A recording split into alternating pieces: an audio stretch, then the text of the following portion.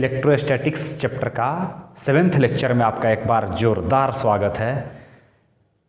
एक बात थोड़ा सा हम कहना चाहेंगे, जो स्टूडेंट हमारे यहाँ LLTC का नहीं है, जो हिंदी मीडियम है, वो भी आसानी से पढ़ सकते हैं, क्योंकि यहाँ क्लियरली समझाया जाता है हिंदी में, लिखवाया भले ही जाता है इंग्लिश में, क्योंकि हमारे यहाँ LLTC में सिर्फ इंग्लिश मीडियम का ही स्टूडेंट हैं। तो जो हिंदी मीडियम वाले स्टूडेंट इस वीडियो को देख रहे होंगे, हिंदी में क्लियरली समझ लीजिएगा। और अब आप चूँकि 8, 9, 10th का स्टूडेंट नहीं है, 11th, 12th का हैं, तो आप में तो स्टैंडर्ड आ ही गया होगा। तो आप खुद से समझ लीजिएगा यहाँ से, और खुद से NCERT में बुक उठा करके फिजिक्स का, और जो मेन पॉइंट्स है उसको एक नोट कॉपी में खुद से नोट तैयार कर सकते हैं। और खुद से नोट तैयार करना आपको और भी बेस्ट बनाता है। चलिए अब हम लौटते हैं अपने टॉपिक पर। लास्ट लेक्चर में हम लोगों ने सिर्फ क्वेश्चन सेशन चलाया था। उस क्वेश्चन में 2-3 क्वेश्चन हमने बताया था, और 2-3 क्वेश्चन आपको घर से बनाने के लिए दिए थे, जो आपने कुछ कमेंट में भी किए थे। अब हम बात करते हैं कि आज के सेशन में हम लोग क्या क्या पढ़ेंगे। तो सबसे पहले पढ़ेंगे कूलॉम्स लॉ, तो पढ़ चुके हैं। अब हम लोग पढ़ेंगे Coulomb's law in vector form.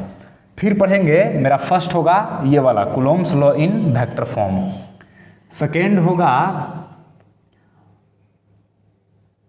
Second मेरा हो जाएगा कूलॉम्स लॉ का limitation, that means limitation of Coulomb's law.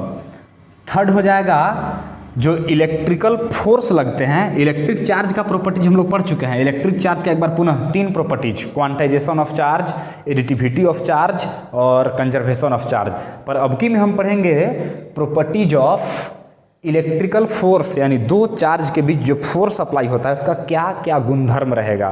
क्या जो दो चार्ज के बीच लगने वाला फोर्स होता है वो किनारे किनारे से लगता है, या बीच में लगता है, या वो किस टाइप का फोर्स होता है, तो वो हम लोग पढ़ लेंगे। यानी फिर से सुनिएगा, पहला बार पढ़ेंगे Coulomb's law in vector form, second पढ़ेंगे लिमिटेशन ऑफ कूलॉम्स लॉ। कहने का मतलब कूलॉम्स लॉ हर चार्ज पर अप्लाई नहीं होता है। ऐसा नहीं है कि आप कोई भी चार्ज लाइएगा तो उसके बीच का फोर्स निकाल लीजिएगा, ऐसा नहीं है। लिमिटेशन मतलब उसकी सीमाएं, मैंने कहाँ तक वो खत्म हो जाता है, उसके बाद वो अप्लाई नहीं होता है। तो वो पढ़ेंगे, डिटेल पढ़ेंगे, बड़ी इंटरेस्टिंग है। थोड़ा उठ करके और अच्छी तरह से वीडियो देखिएगा आप, सावधानी से। और थर्ड हम लोग पढ़ेंगे, फिर से बोल रहे हैं हम, प्रॉपर्टीज ऑफ चार्ज। और लास्ट में पढ़ेंगे फोर्थ में superposition principle of electrical force. Superposition principle of electrical force क्या है, पहले आप सुपरपोजिशन के बारे में जानिए। सुपरपोजिशन कहने का मतलब है कि अगर मान लीजिए कि यहाँ कोई एक चार्ज है और वह चार्ज अपने सराउंडिंग, माने अपने चारों तरफ बहुत सारे चार्ज से घिरा हुआ है, तो इस चार्ज पर सारे चार्ज के वजह से कितना फोर्स लगेगा, वही है superposition principle of electrical force. और लास्ट में जो मेरा 2 मिनट का सेशन बचेगा, उसमें आपको पुनः कूलॉम्स लॉ पर बेस्ड एक न्यूमेरिकल देंगे, जो हमें ये सत्यापित करेगा कि आप कितने अच्छे से इस वीडियो को देख रहे हैं और आप पढ़ाई के प्रति कितना केयरफुल हैं। ठीक है, चलिए आइए अब हम देख लेते हैं Coulomb's law in vector form. Mainly इसमें हमको ये देखना है कि कूलॉम्स लॉ को अगर वेक्टर फॉर्म में लाएं तो यहाँ से हमें क्या रिजल्ट निकलता है, मतलब क्या बताता है ये। आइए हम लोग गौर करते हैं थोड़ा सा। पहले थोड़ा ध्यान देना होगा यहाँ आपको। सपोज कीजिए कि एक चार्ज है प्लस Q1 पॉइंट A पर है, एक चार्ज है प्लस Q2 जो पॉइंट B पर है। ठीक है, अब चूंकि वेक्टर फॉर्म में कह रहा है तो सबसे पहले हमको एक एक्सिस लाना होगा यहाँ आसपास में। तो एक एक्सिस हम ले आए, देखिएगा काफ़ी इंटरेस्टिंग और बिल्कुल सिंपल है। अब क्या है, मान लीजिए यहाँ ओरिजिन है, इसको XY एक्सिस आप मान सकते हैं, इसमें नो डाउट।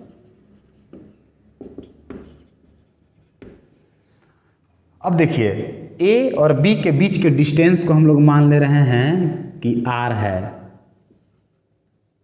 ठीक है, R डिस्टेंस मान ले रहे हैं इन दोनों के बीच का। अब चूंकि वेक्टर फॉर्म में लाना है तो प्यारे बच्चों, आप लोगों ने क्लास 11th में पढ़ा होगा पोजीशन वेक्टर। पोजीशन वेक्टर क्या कहता है, तो किसी भी पॉइंट को ओरिजिन तक मिलाने वाला जो लाइन सेगमेंट होता है, यानी रेखाखंड होता है, उसको हम लोग पोजीशन वेक्टर कहते हैं। तो अगर पोजीशन वेक्टर पॉइंट A का हम निकालना चाहें तो हम क्या करेंगे, पॉइंट A को ओरिजिन से मिला देंगे। चलिए ओरिजिन से पॉइंट A को मिलाते हैं हम, तो ये इस तरह से जाकर मिलेगा। चूँकि वेक्टर फॉर्म में है तो वेक्टर कहने का मतलब मैग्नीट्यूड और डायरेक्शन दोनों। तो मैग्नीट्यूड तो इसका ये लेंथ हो जाएगा, लेकिन डायरेक्शन दिखाना होगा तो हमको ये दिखाना होगा ओरिजिन से ए पॉइंट को मिलाए हैं ना, तो यानी कि इस तरह से एरो का साइन हो जाएगा। अब चलिए ए से बी की दूरी आर है, मतलब ए से बी यानी कि इधर की तरफ एरो, ठीक है यहाँ तक। अब आगे ध्यान दीजिएगा, पुनः हम ओ से पॉइंट बी को मिला देंगे, दैट मीन्स आपका एक और position vector O B vector हो जाएगा, ये देखिए है, ठीक है। ओ ए को हम लोग मान लेते हैं R1 वेक्टर, ए बी का जो डिस्टेंस आर था, अब चूंकि ए से बी की तरफ डायरेक्शन को हम लोग दिखा चुके हैं इसलिए इस पर वेक्टर का साइन लगा दे रहे हैं, और ओ से बी तक का जो वेक्टर पोजीशन वेक्टर है उसको हम लोग R2 मान ले रहे हैं। यहाँ तक किसी को कोई प्रॉब्लम तो नहीं होगा। अब हम क्या करेंगे, इसको बिल्कुल ऐसे ही नोट में उतारना है आपको, इधर ये लिख दीजिएगा, ठीक है, और पॉज करके वीडियो ऐसा उतार लीजिएगा, फिर इधर कंसीडर वगैरह जो लैंग्वेज होता है वो लैंग्वेज, हालांकि हम लैंग्वेज लिख दे रहे हैं। यहाँ हमने लैंग्वेज लिखा है consider 2 points charges plus Q1 and plus Q2 are at point A and B respectively. हम लोग यहाँ से तुरंत लिख देंगे ऐसे, हेयर यहाँ R1 इज द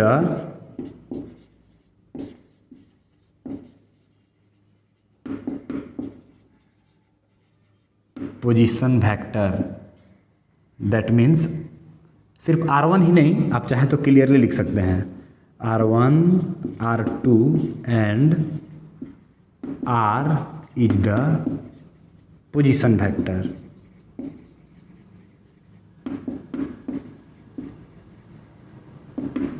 सिंपली इतना ही हम लोग लिख सकते हैं। अब देखिए हम लोग अप्लाई करते हैं इस पर कूलॉम्स लॉ, सीधे लिखेंगे हम लोग डायरेक्ट आगे, इतना नोट करते चलिएगा आप। अप्लाइंग कूलॉम्स लॉ, जब आप अप्लाई कीजिएगा तो ध्यान दीजिएगा इधर, चूंकि दोनों प्लस प्लस है, इसका मतलब ये है कि ये इसको इधर की तरफ रिपेल करेगा और ये इसको उधर की तरफ। कहने का मतलब एक फोर्स इधर की तरफ इस पर लगेगा, जिसका हम लोग नाम देंगे, चूंकि वेक्टर फॉर्म में पढ़ रहे हैं तो फोर्स पर वेक्टर लगा देंगे अब की, और 1 पर लग रहा है किसकी वजह से, तो 2 की वजह से, तो 1 2 हो जाएगा। फोर्स का ऐसा ही नॉमिनेशन किया जाता है, नाम दिया जाता है। अब 1 की वजह से 2 पर लग रहा है, तो चूंकि प्लस है ना, तो प्लस दूसरे रिपेल करेगा, ई उसको उधर की तरफ धक्का देगा, ये उसको इधर की तरफ, यानी ई इस पर इधर की तरफ फोर्स लगाएगा। दैट मीन्स जो इधर की तरफ फोर्स होगा वो हो जाएगा 2 पर लगा है और लगाया है कौन, 1, इसलिए F21 हो जाएगा। अब ध्यान दीजिएगा, हम लोग लिखेंगे applying Coulomb's law we get the value of F12, मतलब F12 का हम लोग वैल्यू प्राप्त कर रहे हैं। तो ये चीज़ भी आप नोट में कर लीजिएगा, F12 इज इक्वल टू हो जाएगा K Q1 Q2, तो Q प्लस प्लस है तो प्लस हम यहाँ पे खुद ही टाइम बचाने के लिए लेस कर दे रहे हैं, आप चाहे तो प्लस प्लस लिख करके एक स्टेप बढ़ा सकते हैं, K Q1 Q2 और अपॉन R² है ना, तो R वेक्टर का स्क्वायर हो जाएगा। अब चूंकि फोर्स सिर्फ देते तो यही मैग्नीट्यूड पर छोड़ देते, पर चूंकि फोर्स पर वेक्टर का साइन है तो इधर डायरेक्शन देना होगा, तो एलोंग, ये जो फोर्स है वो एलोंग किधर है, BA की AB, तो ये फोर्स इधर की तरफ है, मतलब BA, एलोंग BA। यहाँ तक बिल्कुल अच्छा है। अब देखिएगा इधर,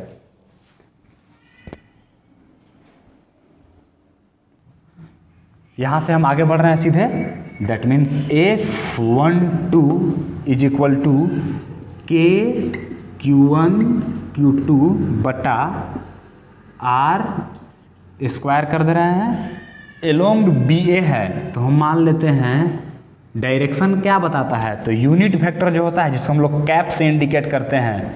11th क्लास में आपने वेक्टर चैप्टर में बहुत अच्छी तरह से पढ़ा होगा कि किसी भी लेटर पर अगर कैप लग गया तो वह यूनिट वेक्टर हो जाता है, और यूनिट वेक्टर का वैल्यू हमेशा 1 होता है, और यह हमेशा किसी वेक्टर का डायरेक्शन बताता है। तो मान लेते हैं कि एलोंग BA को, मैंने इस डायरेक्शन को R मान लिए हैं, नीचे इधर लिख भी देंगे आराम से, where R is the unit vector along BA। Okay, कोई दिक्कत नहीं हुआ होगा। अब हम इसको इतना पर ही छोड़ देंगे। अब आगे हम बढ़ेंगे, या इसको रिफ्रेश कर लेते हैं हम थोड़ा सा, तभी आगे बढ़ेंगे।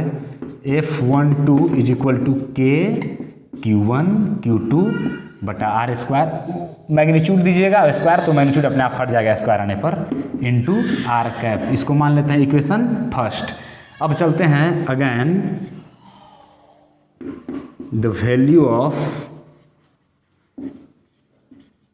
F21 तो इसको भी कूलॉम्स लॉ को ही अप्लाई करके निकालेंगे। तो ये हो जाएगा F21 इज इक्वल टू के, चार्ज तो सेम है तो Q1 Q2 बटा आर स्क्वायर एलोंग, वेक्टर है तो इस डायरेक्शन लिखेंगे एलोंग, उस समय बी ए था अब हो जाएगा A B, along A B, या F21 is equal to K Q1 Q2 बटा R square along B A को अगर माइनस हम साइन लेकर के यहाँ बाहर निकाल दें तो जो बी ए था वो चेंज होकर के ए बी हो जाएगा। तो डायरेक्ट हम यहाँ कर दे रहे हैं एलोंग ए बी। ऐसा इसलिए प्यारे बच्चों क्योंकि यहाँ से हम माइनस साइन निकाल करके बाहर लेकर के आ गए हैं।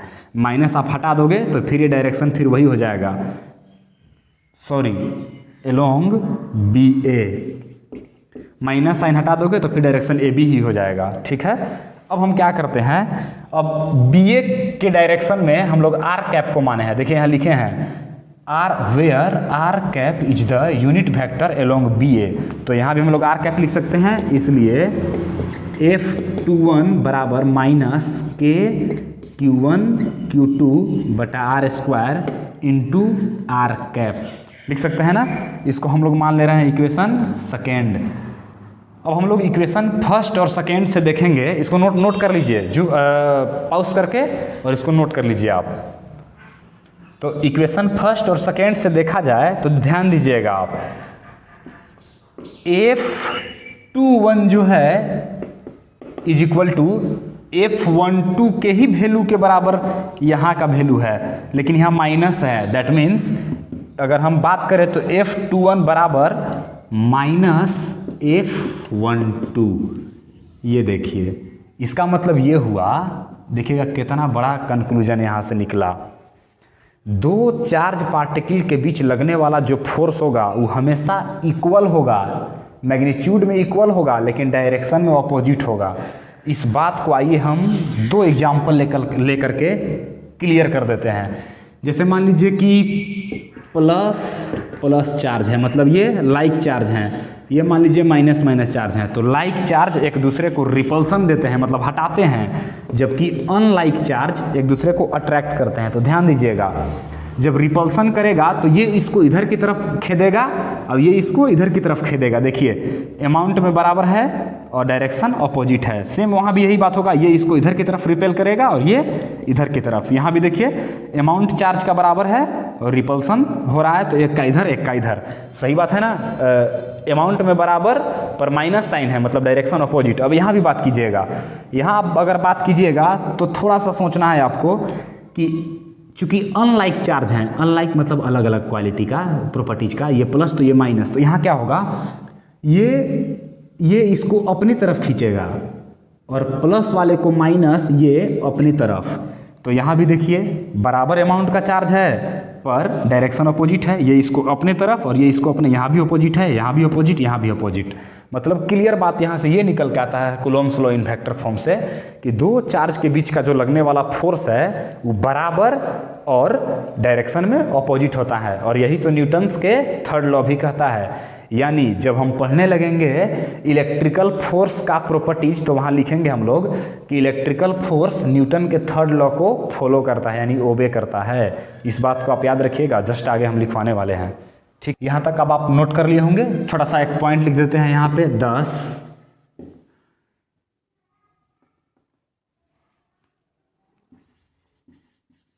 Electric force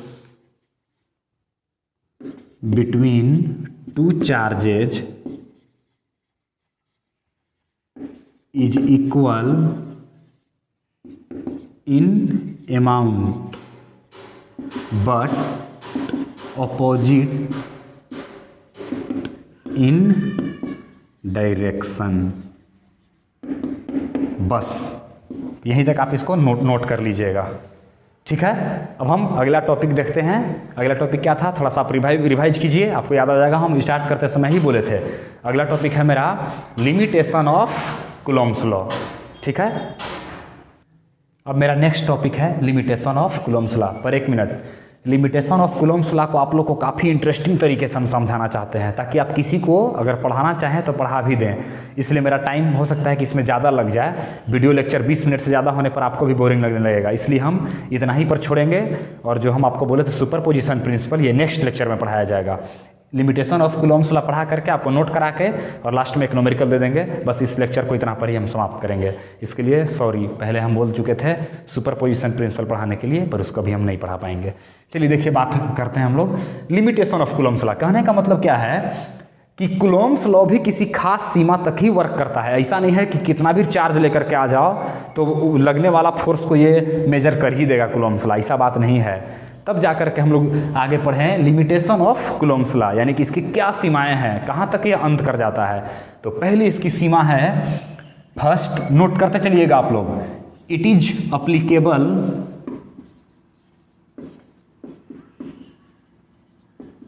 is applicable for stationary charge या रेस्ट चार्ज।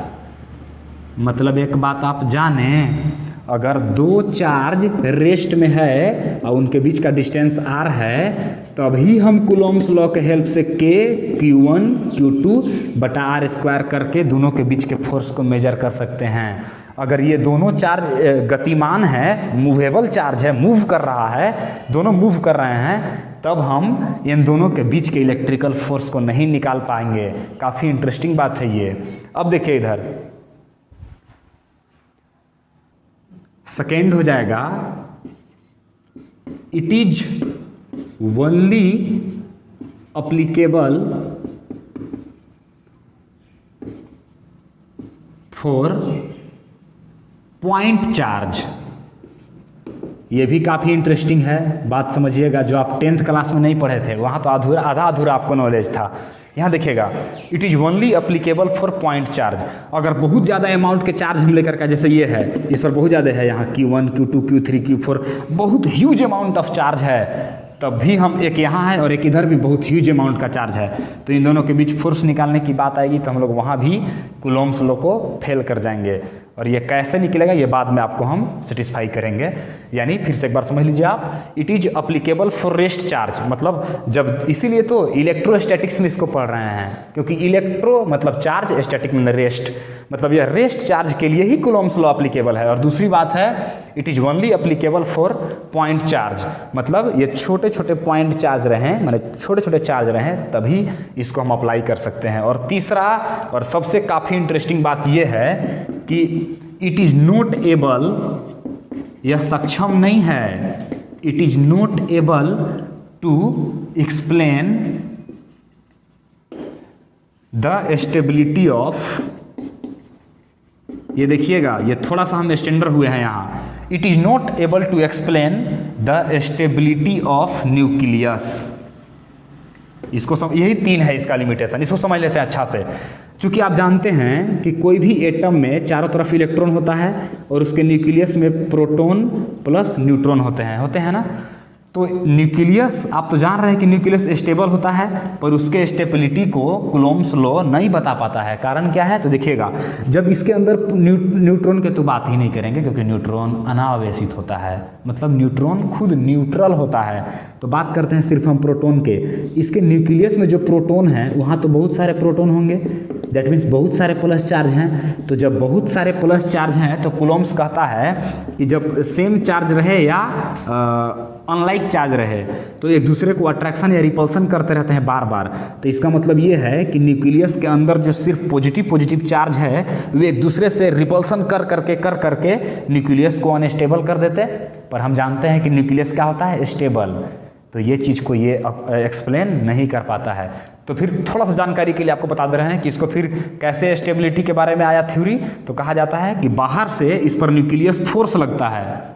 जब न्यूक्लियस फोर्स लगता है, जो काफ़ी पावरफुल होता है, इसके अंदर के जो लगने वाले फोर्स हैं, प्रोटॉन प्रोटॉन के बीच का रिपल्सिव फोर्स उसको बैलेंस कर देते हैं और इस तरह से न्यूक्लियस स्टेबल रहता है। अब हम अंत में सिर्फ एक न्यूमेरिकल दे रहे हैं और इतना ही पर हम इस वीडियो लेक्चर को समाप्त करेंगे। वीडियो को पॉज करके लिमिटेशन ऑफ कूलम्ब्स लॉ को नोट कर लिए होंगे। तो अब एक क्वेश्चन आपके सामने है, इसको बना करके और कमेंट बॉक्स में जरूर कमेंट करिएगा आप। देखिए इधर क्या है, find the electric force between two protons. कहने का मतलब क्या है कि दो प्रोटॉन के बीच का इलेक्ट्रिकल फोर्स को आप मेजरमेंट करें separated by A distance of 1 Fermi. एक फर्मी बराबर होता है 10 टू द पावर -15 मीटर। देखिए क्या है सो इसका मतलब क्या है, अगर आप सॉल्यूशन की बात करिएगा, थोड़ा सा हम हेल्प कर दे रहे हैं, तो कूलम्ब्स लॉ को अप्लाई करने के लिए Q1 की जरूरत होती है, Q2 की जरूरत होती है और R की जरूरत होती है। तो Q1 और Q2 दोनों बराबर होगा क्योंकि दोनों प्रोटॉन की ही बात किया है। तो यहाँ हो जाएगा 1.6 × 10 टू द पावर -19 कूलम्ब। कहने का मतलब Q1 Q2 इतना हो गया, यानी दो प्रोटॉन और ये एक दूसरे से कितना दूर पर है, तो 1 फर्मी, दैट मीन्स R है 10 टू द पावर -15 मीटर। तो यहाँ से आप अप्लाई कर सकते हैं, एक बराबर के Q1 Q2 बटा R² मतलब इसका स्क्वायर करके और बना करके आंसर। आप हिंदी मीडियम में स्टूडेंट हो या इंग्लिश मीडियम हो, हमारे LLTC का हो या कहीं का भी हो, उससे हमको मतलब नहीं है, पर अगर आप अच्छी तरह सीख रहे हैं तो नीचे ज़रूर इस आंसर लिख करके कमेंट कीजिएगा। और अगर आपको कहीं प्रॉब्लम हो तो उसको भी आप नीचे कमेंट बॉक्स में डाल सकते हैं कि सर इसको पुनः समझाइए। इस बात पर हम लोग निश्चित रूप से ध्यान देंगे। आज के लिए इतना ही। आप सबों को एक बार जोरदार धन्यवाद। थैंक्स।